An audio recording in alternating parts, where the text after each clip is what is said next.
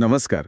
आज आपण वि. स. खांडेकरांच्या पानिपत या प्रसिद्ध कादंबरीच्या पानांमधून एक फेरफटका मारणार आहोत. हो. ही फक्त एका युद्धाची गोष्ट नाहीये.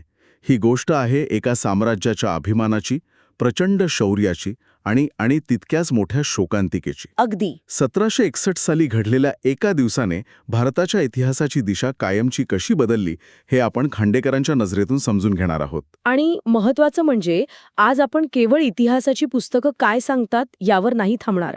खांडेकरांसारखा एक मोठा लेखक जेव्हा या घटनेकडे पाहतो तेव्हा तो केवळ कोण जिंकलं कोण हरलं हे नाही सांगत. बरोबर. तो त्यामागची माणसं, त्यांच्या भावना, त्यांच्या चुका आणि त्यांचं धैर्य यावर लक्ष केंद्रित करतो. आपला प्रयत्न हाच असेल की या कादंबरीचा आत्मा काय आहे हे उलगडून दाखवावं. अगदी. म्हणजे युद्धाची पार्श्वभूमी काय होती, उत्तरेत मराठ्यांसमोर नक्की कोणती आव्हानं होती आणि इतका मोठा पराभव होऊनही ही कादंबरी आपल्याला निराशेऐवजी प्रेरणेचा संदेश का देते, या सगळ्यावर आपण आज सविस्तर बोलू. नक्कीच. चला तर मग सुरुवात करूया त्या प्रश्नापासून की हे सगळं घडलं का? म्हणजे अफगाणिस्तानच्या त्या अहमदशाह अब्दालीला भारतात येण्याची गरजच का वाटली? याचं मूळ आहे मराठ्यांच्या वाढत्या ताकदीमध्ये. बरोबर. बाजीराव पेशव्यांनंतर मराठ्यांचा झेंडा अटके पार पोहोचला होता. हो. दिल्लीच्या राजकारणात त्यांचा शब्द अंतिम मानला जाऊ लागला होता. ही गोष्ट अब्दालीसाठी धोक्याची घंटा होती. त्याला भीती होती की मराठे संपूर्ण हिंदुस्थानावर राज्य करतील. अच्छा. आणि म्हणूनच नजीब-उद-दौलासारख्या स्थानिक मुस्लिम सरदारांच्या आमंत्रणावरून तो एक प्रचंड सैन्य घेऊन भारतात घुसला. आणि मग हे आक्रमण रोखण्याची जबाबदारी सदाशिवराव भाऊ आणि तरुण विश्वासराव यांच्यावर आली. हो, त्यांच्यावर आली. एक मोठं सैन्य घेऊन ते दक्षिणेतून निघाले. पण मला कादंबरी वाचताना जी गोष्ट सर्वात जास्त प्रभावी वाटली ती म्हणजे मराठ्यांसमोरचं आव्हान फक्त अब्दालीच्या सैन्याचं नव्हतं. खरं युद्ध तर पानिपतच्या मैदानावर पोचण्याआधीच सुरू झालं होतं. तुम्ही अगदी बरोबर मुद्दा पकडलाय. खांडेकर हेच दाखवतात की खरी लढाई रणांगणावर नाही तर माणसांच्या मनात आणि विपरीत परिस्थितीत सुरू होती. उत्तरेतलं राजकारण हे एका चक्रव्यूहासारखं होतं. तितके राजे रजवाडे जसे की जाट, रोहिल्ले, अवधचा नवाब शुजाउद्दौला हे सगळे दुटप्पी होते. म्हणजे तोंडावर एक आणि मागे एक. अगदी. ते तोंडावर मराठ्यांना मदतीचं आश्वासन देत पण आतून अब्दालीला सामील होते किंवा तटस्थ राहून मजा बघत होते. पण असं का? मराठे तर संपूर्ण देशासाठी लढत होते, मग त्यांना एकटं का पडण्यात आलं? कादंबरी याबद्दल काय सांगते? हा केवळ राजकीय स्वार्थ होता की यामागे आणखी काही कारणं होती? खांडेकर इथे एका महत्वाच्या मानसिक आणि सांस्कृतिक अंतरावर बोट ठेवतात. उत्तरेतल्या राजांना मराठे दक्षिणेकडचे आणि बाहेरचे वाटत होते. अच्छा. मराठ्यांची कर वसूल करण्याची पद्धत, त्यांचा तो थेट स्वभाव यामुळे त्यांनी अनेक स्थानिक सत्ताधीशांना दुखावलं होतं. हो, ते भाऊंच्या स्वभावाबद्दल पण सांगतात ना. हो. कादंबरीत जाट राजा सूरजमल आणि भाऊ यांच्यातला संवाद येतो. सूरजमल भाऊंना अत्यंत प्रॅक्टिकल सल्ला देतो की तुम्ही आपल्यासोबत आलेल्या बायका मुलांचा लवाजमा, यात्रेकरू यांना इथेच सोडून फक्त सैन्यासह पुढे जा. पण भाऊंना तो सल्ला प्रतिष्ठेला कमीपणा आणणारा वाटतो. अगदी. म्हणजे हा केवळ एक धोरणात्मक मतभेद नव्हता तर तो दोन वेगवेगळ्या स्वभावांचा आणि दृष्टिकोनांचा संघर्ष होता. एका बाजूला भाऊंचा मराठमोळा अभिमान आणि दुसरीकडे सूरजमलची स्थानिक परिस्थितीची जाण. बरोबर. आणि भाऊंनी तो सल्ला धुडकावला. याचा परिणाम असा झाला की मराठ्यांचं सैन्य हे सैन्य न राहता एका फिरत्या शहरासारखं झालं. अरे बापरे. हजारो सैनिक, त्यांच्यासोबत त्यांचे कुटुंबीय, यात्रेकरू, बाजारबुणगे या सगळ्यांच्या खाण्यापिण्याची, सुरक्षेची जबाबदारी भाऊंवर होती. आणि अब्दालीने नेमकं हेच हेरलं. हो. त्याने यमुरेच्या काठावर अशी काही नाकेबंदी केली की दिल्लीकडून मराठ्यांच्या छावणीकडे येणारी रसद म्हणजे अन्नधान्य पूर्णपणे तोडलं गेलं. याची कल्पनाच किती भयानक आहे. म्हणजे युद्धाला तोंड लागण्याआधीच आपलं सैन्य उपाशी मरू लागलं होतं. हो. कडाक्याची थंडी, अनोळखी प्रदेश, संपत चाललेलं अन्न आणि चारी बाजूनी शत्रूंनी वेढलेलं, अशा परिस्थितीत सैनिकांचं मनोधैर्य टिकून ठेवणं हेच किती मोठं आव्हान असेल. इथेच खांडेकरांची लेखणी सदाशिवराव भाऊंच्या मनातल्या वादळाचं चित्रण करते. एकीकडे संपूर्ण साम्राज्याच्या इज्जतीचा प्रश्न, दुसरीकडे हजारो लोकांच्या भुकेचा आक्रोश आणि तिसरीकडे शत्रूची वाट पाहण्याशिवाय पर्याय नाही. ही जी घुसमट आहे ती कादंबरी इतक्या प्रभावीपणे मांडते की वाचकाला त्या छावणीतलं नैराश्य जाणू लागतं. पण या सगळ्यातही मराठ्यांनी शरणागती पत्करली नाही. ते शेवटपर्यंत लढण्यासाठी थांबले. हा त्यांचा दृढनिश्चय होता. आणि मग तो दिवस उजाडला. 14 जानेवारी 1761, मकर संक्रांतीचा दिवस. जेव्हा पोटात अन्नाचा कण नाही आणि समोर मृत्यू उभा आहे, अशा परिस्थितीत भाऊंनी अंतिम लढाईचा निर्णय घेतला.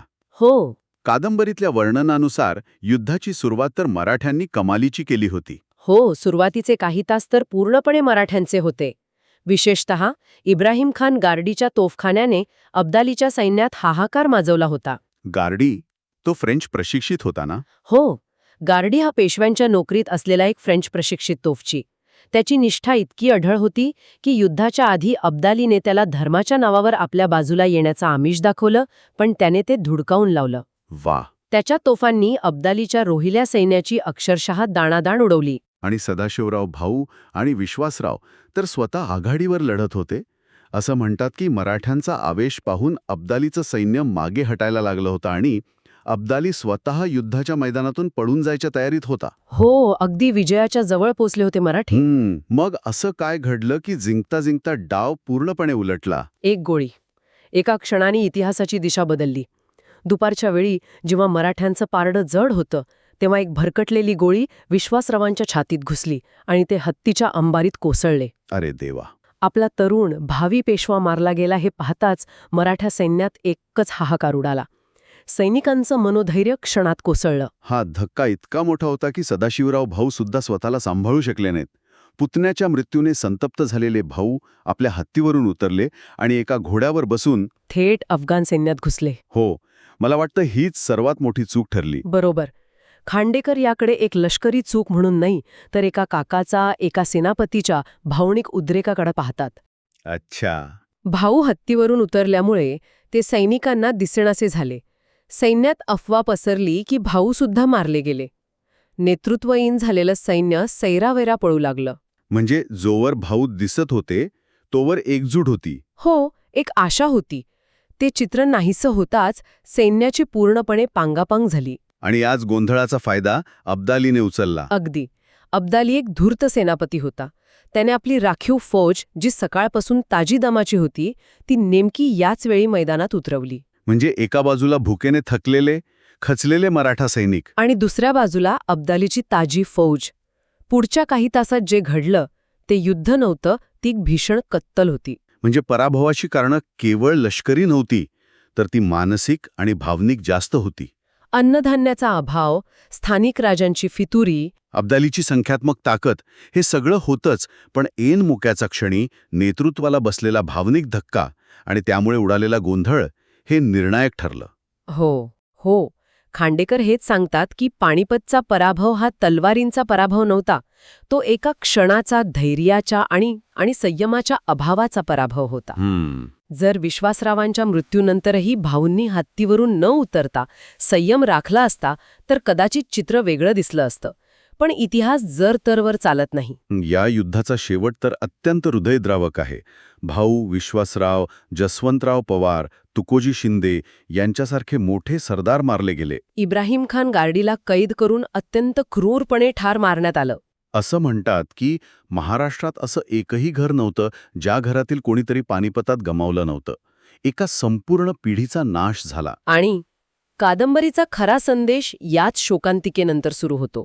इथेच खांडेकर एक अत्यंत महत्वाचा आणि वेगळा विचार मांडतात. काय? ते म्हणतात की पानिपत हे युद्ध मराठे रणांगणावर हारले, पण ते आत्म्याने हारले नाहीत. आत्म्याने हारले नाहीत. हो, हा पराभव इतका मोठा होता की सगळ्यांना वाटलं होतं की मराठा साम्राज्य आता कायमचं संपलं. अब्दालीलाही तसंच वाटलं होतं. पण तसं झालं नाही. मला हाच प्रश्न पडतो. पराभवातून प्रेरणा घेणं हे आपल्याला आज बोलताना सोपं वाटतं, पण त्या काळात जेव्हा प्रत्येक घरातला माणूस मारला गेला होता तेव्हा फिनिक्स पक्षाप्रमाणे राखेतून उभं राहणं हे लोकांना खरंच शक्य वाटलं असेल का? कादंबरी या मानसिक पुनरुत्थानाबद्दल काही सांगते का? हा खूप चांगला प्रश्न आहे. खांडेकर हे पुनरुत्थान काही जादूची कांडी फिरवल्यासारखं दाखवत नाहीत. ते दाखवतात की पराभवाच्या धक्क्यातून सावरण्यासाठी पुढची 10 वर्ष लागली. 10 वर्ष? हो, पण या पराभवाने मराठ्यांना एक अत्यंत कठोर धडा शिकवला. माधवराव पेशव्यांसारख्या पुढच्या पिढीने पानिपतच्या चुकांमधून शहाणपण घेतलं. त्यांनी काय वेगळं केलं? त्यांनी उत्तरेतल्या राजकारणात केवळ शौर्यावर नाही तर मुत्सद्देगिरीवर जोर दिला. त्यांनी जुने शत्रूही मित्र बनवले आणि अवघ्या 10 वर्षात महाजी शिंदेंच्या नेतृत्वाखाली मराठ्यांनी पुन्हा दिल्लीवर भगवा फडकवला. म्हणजे पानिपतचा पराभव हा शेवट नव्हता, तर तो एका नव्या, अधिक परिपक्व सुरुवातीचं कारण ठरला. अगदी. कादंबरीचा संदेश हा नाही की आम्ही हरलो, तर हा आहे की आम्ही हरलो, पण आम्ही त्यातून शिकलो आणि पुन्हा उभे राहिलो. अगदी. पानिपत हे एका पिढीच्या बलिदानाचे प्रतीक आहे, पण ते मराठा साम्राज्याच्या अंताचे प्रतीक नाही. खांडेकर या पराभवाला सुद्धा एक नैतिक विजय म्हणून पाहतात. नैतिक विजय तो कसा? ते दाखवतात की मराठे एका परकीय आक्रमकाविरुद्ध आपल्या देशाच्या रक्षणासाठी लढत होते. त्यांचा हेतू उदात्त होता. त्यामुळे भौतिक पराभव होणंही त्यांचा नैतिक विजय झाला. हा दृष्टिकोन या कादंबरीला एका वेगळ्या उंचीवर नेऊन ठेवतो. तर मग या सगळ्या चर्चेचा अर्थ काय? आपण यातून कोणते महत्वाचे धडे घेऊ शकतो? पहिला आणि स्पष्ट धडा म्हणजे एकता आणि योग्य नियोजनाशिवाय केवळ शौर्य अपुरं पडतं. हो, मराठे शूर होते, यात वादच नाही, पण उत्तरेत ते एकटे पडले. दुसरा धडा म्हणजे राजकारणात दूरदृष्टी आणि मुत्सद्देगिरी किती महत्वाची असते. भाऊंनी अनेक स्थानिक राजांना आपल्या बाजूने वळवण्यात यश मिळवलं नाही, ज्याचा मोठा फटका बसला. खरंय. तिसरा धडा जो मला सर्वात महत्वाचा वाटतो तो म्हणजे संकटाच्या वेळी भावनिक नियंत्रणाचं महत्त्व. एका क्षणाच्या भावनेच्या भरात घेतलेला निर्णय संपूर्ण लढाईचं चित्र बदलू शकतो. आणि शेवटचा आणि सर्वात मोठा संदेश जो कादंबरीच्या प्रत्येक पानातून जाणवतो तो म्हणजे देशासाठी केलेल्या त्याग कधीही व्यर्थ जात नाही. बरोबर. त्या लाखो सैनिकांचं बलिदान पुढच्या पिढीसाठी प्रेरणा ठरलं. त्यांच्या त्यागामुळेच मराठा साम्राज्याला पुन्हा उभं राहण्याची ऊर्जा मिळाली. म्हणूनच पानिपत ही केवळ एका पराभवाची कहाणी राहत नाही, ती मानवी धैर्याची, चुकांमधून शिकण्याची आणि अविश्वसनीय पुनरुत्थानाची गाथा बनते. हो. तर पानिपत ही कादंबरी म्हणजे केवळ एका युद्धाचं वर्णन नाही, तर ती मराठ्यांच्या शौर्याची, त्यांच्या त्यागाची आणि त्यांच्या कधीही न हरणाऱ्या स्वाभिमानाची कथा आहे. ही एका मोठ्या मानवी शोकांतिकेची कहाणी आहे, पण त्याचबरोबर ती प्रचंड धैर्याची आणि फिनिक्स पक्षाप्रमाणे राखेतून झेप घेण्याची प्रेरणा देणारी गाथा आहे. हो.